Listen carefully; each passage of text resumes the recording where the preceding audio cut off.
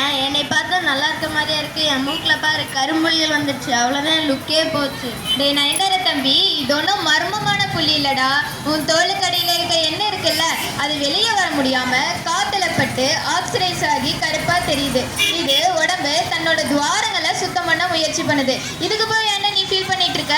சரி அதை விடு. அன்னைக்கு கண்ணிலேருந்து தண்ணீர் வருது, காதில் பார்த்தா ஏகப்பட்ட அழுக்கு, முகத்தில் பரு வருது. நேற்று நானா முட்டிங்கால பயங்கரமான வலி. என் உடம்பு ஏன்டா இப்படி ரிப்பேர் ஆன கார் மாதிரி சத்தம் போடுது? டே அறிவு, உன் உடம்பு ரிப்பேர் ஆகல, அது சர்வீஸ் ஆகிட்டு இருக்கு. என்னது சர்வீஸா? ஆமா, இப்போ உன் காதுல இருக்க அழுக்கு இருக்குல்ல, அது ஒன்றும் அழுக்கு இல்லை, உன் காதுக்கான செக்யூரிட்டி கார்டு. இப்போ வெளியிருந்து வர இந்த தூசி பூச்சியெல்லாம் இருக்குல்ல, அதெல்லாம் உள்ள விடாம அதுதான் தடுக்குது. ஆனா நீ என்ன பண்ற? அந்த பட்ஸ் எடுத்து நோண்டி அந்த செக்யூரிட்டி கார்டை அடிச்சு துரத்துற. அப்ப இந்த கண்ணீர் நான் தான் அழுகவே இல்லையே. கண்ணீருங்கிறது கண்ணோட வைப்பர் மாதிரி. கண்ணுல இருக்க அழுக்க வெளியேற்றவும் கண்ணு காய்ஞ்சு போகாம இருக்கவும் உடம்பு பண்ற வைத்தியம் அது. ஓ சரி. இந்த பரு இருக்குல்ல, இந்த பருனால போன வாரம் பார்ட்டிக்கு என்னால் போகவே முடியலடா.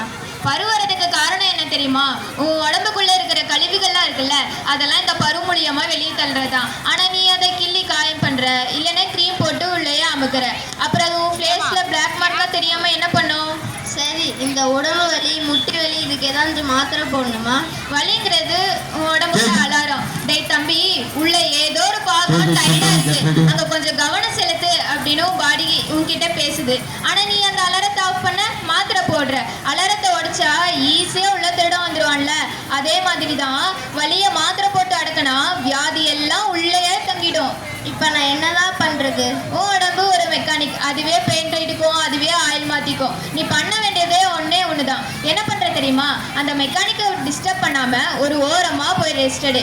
அழகு என்பது ஆரோக்கியம். மூக்கின் கரும்புள்ளையை விட ரத்தத்தின் தூய்மை முக்கியம். வலி ஒரு வழிகாட்டி. வலிங்கிறதும் உடம்போட மொழி, அதை மருந்தால் ஊமையாக்காதே. இயற்கை வைத்தியர். உன் உடம்பை விட சிறந்த டாக்டர் இந்த உலகத்துல யாருமே இல்லை. அவங்க கிட்ட ஒன்னு அப்படிச்சுது. சூப்பர் அறிவு.